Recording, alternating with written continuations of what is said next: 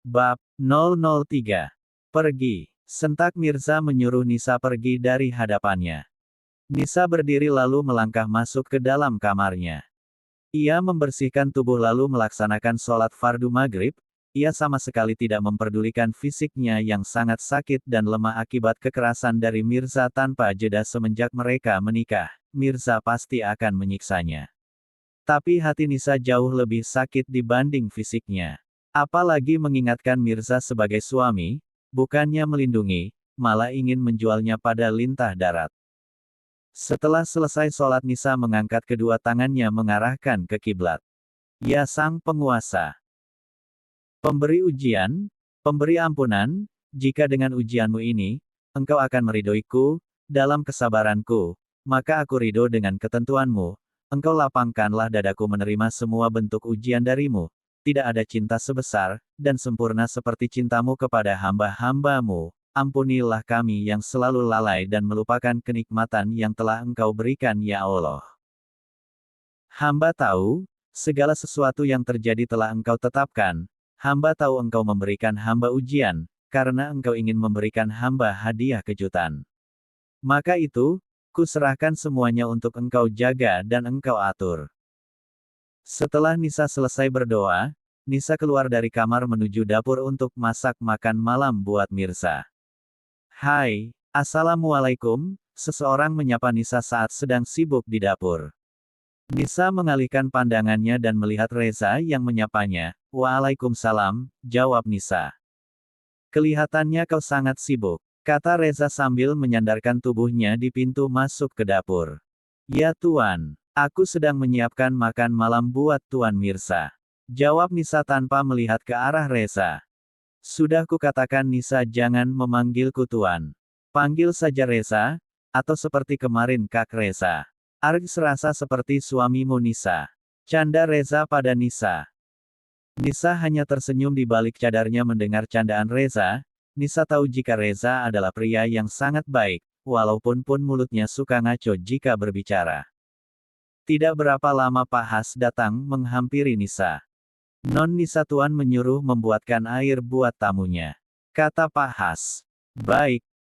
Nisa langsung membuatkan air yang lebih, karena Nisa tidak tahu ada berapa tamu Mirza. Kau ingin aku membantumu, tawar Reza pada Nisa. Tidak usah Tuan, ini juga sudah selesai, tolak Nisa halus.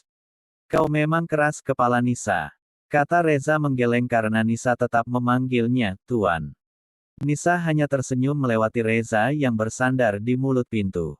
Nisa berjalan membawa nampan di tangannya ke ruang tengah villa Mirza.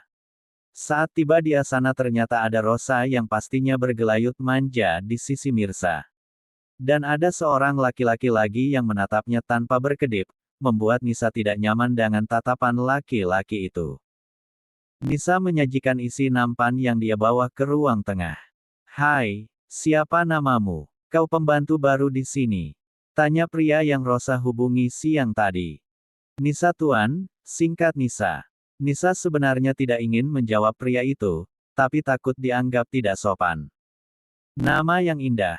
Seindah jari-jari lentikmu, aku penasaran dengan wajah di balik cadarmu itu, kata Nardi yang memperhatikan jari-jari Nisa menyajikan mereka beberapa cemilan dan air manis. Nisa tidak menjawab Nardi lagi, dia langsung ingin beredar dari sana untuk menghindari Nardi. Ups, mau kemana? Duduklah sebentar, kata Nardi menaruh kakinya menahan Nisa. Mirza tidak peduli dengan sikap Nardi yang mulai kurang ajar pada Nisa. Maaf Tuan, saya masih banyak pekerjaan. Permisi Tuan, kata Nisa kembali ingin melangkah tapi Nardi tidak memindahkan kakinya dari hadapan Nisa. Ayolah duduk sebentar saja ladies, kita kenalan dulu, ujar Nardi ingin memegang tangan Nisa. Hentikan Nardi. Lihat juga seperti apa wanita yang ingin kau permainkan. Terdengar suara Reza yang baru tiba dari dapur, tadi Reza sedang menjawab panggilan dari bundanya. Saat keluar Reza melihat Nardi yang bersikap kurang ajar pada Nisa. Wanita cadar ini tidak ada hubungannya denganmu, kenapa kau yang sewot, sinis Nardi tidak suka pada Reza. Reza menepis kaki Nardi yang menghalangi jalan Nisa. Pergilah, Jauhkan dirimu dari pria gila ini, tunjuk Reza pada Nardi. Nardi adalah pria brengsek yang suka menggoda dan meniduri para wanita-wanita. Beberapa pelayan Mirza juga sudah pernah tidur dengannya. Jadi tidak heran jika Nardi kurang ajar sama Nisa yang dia pikir adalah pelayan Mirza. Toh Mirza juga tidak peduli. Rosa geram melihat Reza yang menggagalkan rencananya. Dia memang sengaja mengajak Nardi ke villa Mirza, agar Nardi tertarik dan penasaran dengan Nisa, berharap Nardi nanti akan menggoda Nisa agar dia tidak perlu khawatir lagi tentang hubungannya dengan Mirza jika Nardi sudah menodai Nisa. Keesokan harinya, seperti biasa Nisa bangun sholat lalu membersihkan villa Mirza. Tiba-tiba Nisa mendengar Mirza memanggilnya. Nisa, panggil Mirza dari dalam kamarnya. Menghampiri kamar Mirza, ada apa tuan? Tanya Nisa sewaktu tiba di kamar. Ia langsung menundukkan pandangannya saat melihat Mirza hanya menggunakan handuk memperlihatkan dada bidangnya. Kemari, panggil Mirza pada Nisa sambil melangkah masuk ke dalam kamar mandi. Diam mengikuti langkah Mirza tanpa bertanya. Tiba di dalam Mirza langsung membuka handuknya. Nisa semakin menundukkan pandangannya saat sadar Mirza di hadapannya tanpa sehelai benang pun di tubuhnya. Tidak tahu malu, batin Nisa. Masuk ke dalam bathtub yang sudah ia siapkan tadi, lalu membaringkan tubuhnya.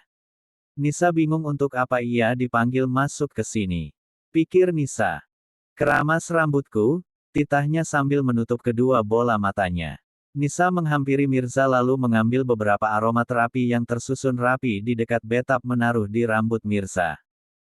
Sebelum keramas rambut Mirza, Nisa menaikkan lengan bajunya sampai ke siku agar bajunya tidak basah. Setelah itu Nisa mulai memegang rambut Mirza. Tapi Mirza langsung memegang tangan Nisa memiringkan kepalanya menatap tajam padanya. Jika keramasmu tidak sesuai yang kuinginkan, maka aku akan menghukummu, ujar Mirza tanpa sengaja melihat ke arah lengan Nisa yang dia pegang. Putih bersih, dan ia dapat merasakan kulit Nisa yang sangat halus dan lembut. Melepas kasar tangan Nisa saat tiba-tiba kembali muncul rasa penasaran di hati kecilnya ingin melihat gadis di balik cadar itu. Mirza kembali menepis jauh-jauh pikirannya. Kembali menyentuh rambut Mirza dan mulai keramas dengan lembut. Seperti bias Nisa hanya diam dan melakukan tugasnya dengan baik. Ternyata Nisa sangat pintar keramas dan Mirza suka caranya. Beberapa menit berlalu. Cukup, pergi, kata Mirza menyuruh Nisa keluar dari kamar mandi. Nisa menghentikan tangannya lalu membasuh dan keluar dari kamar mandi Mirza. Siapkan pakaian kantorku, kata Mirza sebelum Nisa benar-benar keluar dari pintu kamar mandi. Baik, singkat Nisa. Ia langsung menyiapkan pakaian kantor Mirza.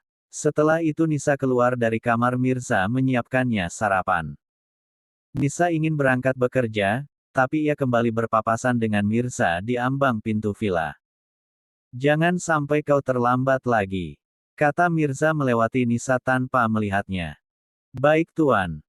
Nisa juga berangkat mengikuti angkot ke toko Elina.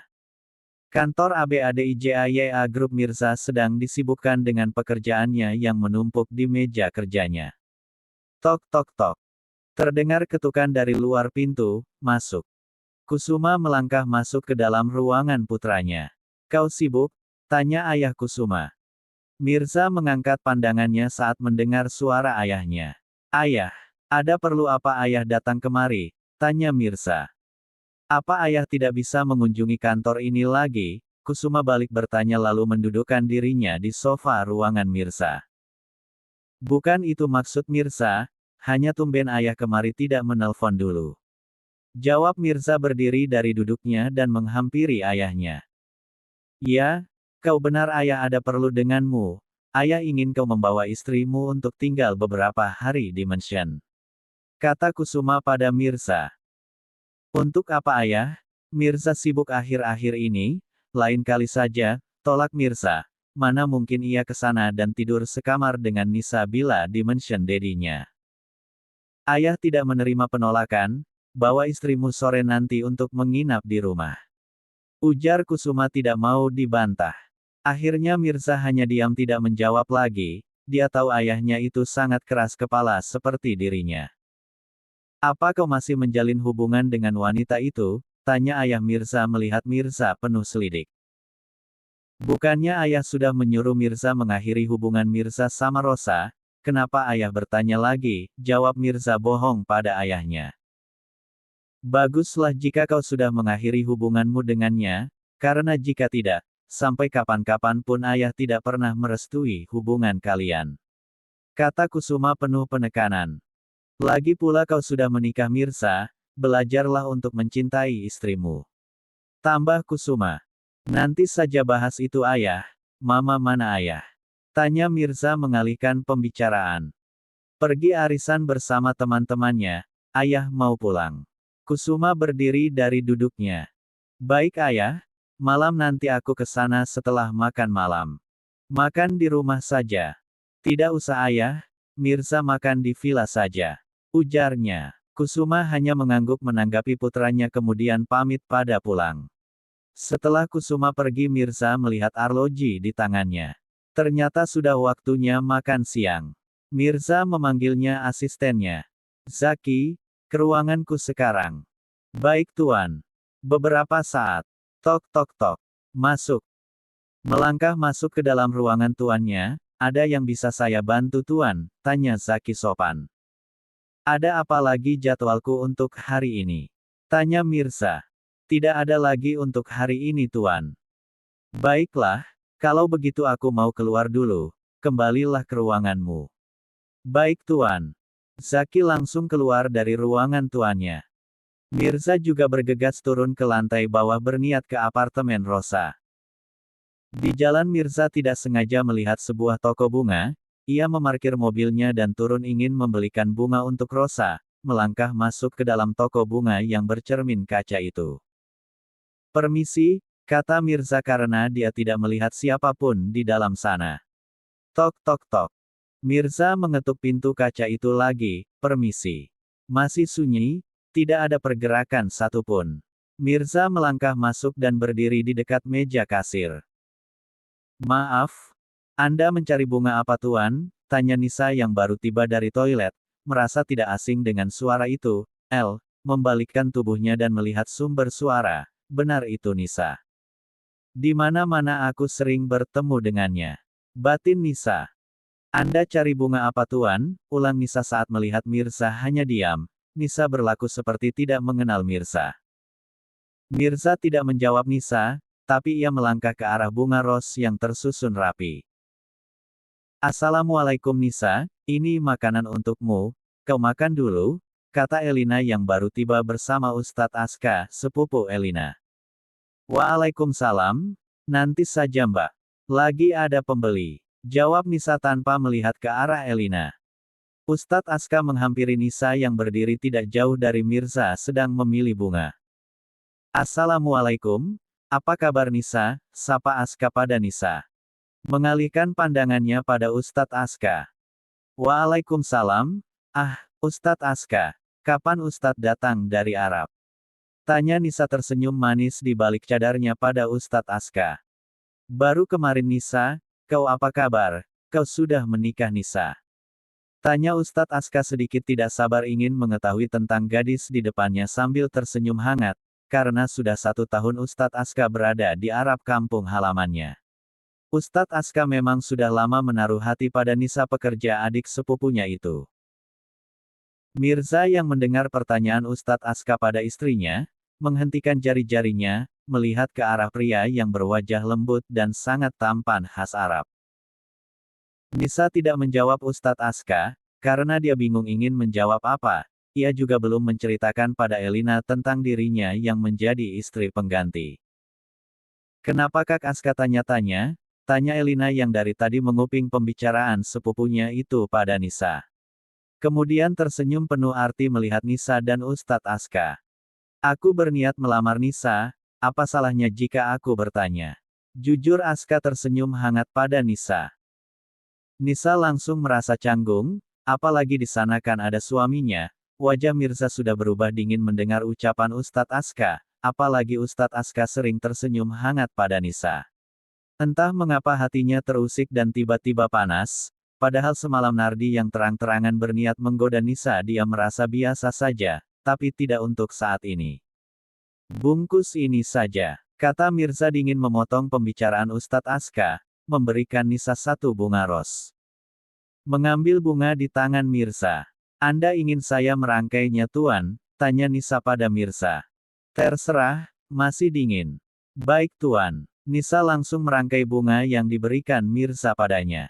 Setelah selesai merangkai bunga tersebut, Nisa kembali memberikan pada Mirza. Mirza juga mengambil bunga dari tangan Nisa dan menatapnya sebentar kemudian pergi dari toko bunga itu setelah membayarnya. Ada apa dengan tatapannya? Batin Nisa tidak mengerti dengan sikap Mirza. Di apartemen Nardi. Tok tok tok. Nardi yang memang berada di apartemennya berdiri dan membuka pintu. Nardi mengangkat satu alisnya saat melihat siapa yang datang. Ada perlu apa kau kemari? Tanya Nardi tanpa mengajak wanita itu masuk. Apa aku tidak diundang untuk masuk? Rosa balik bertanya. Masuklah. Rosa lah yang datang ke apartemen Nardi. Sepertinya kau membutuhkan sesuatu dariku, sehingga kau memiliki banyak waktu lapang hanya untuk ke apartemenku ini, sindir Nardi pada Rosa. Rosa tersenyum manis lalu melangkah duduk di paha Nardi. Bukankah sudah sangat lama kita tidak menghabiskan waktu bersama di ranjang? Bisik Rosa menggigit ujung telinga Nardi. Nardi tersenyum lalu memeluk tubuh Rosa, kau tidak puas dengan kekasihmu, atau kau menginginkan sesuatu? Aku sangat mengenalmu dengan baik Rosa, tanya Nardi pada Rosa.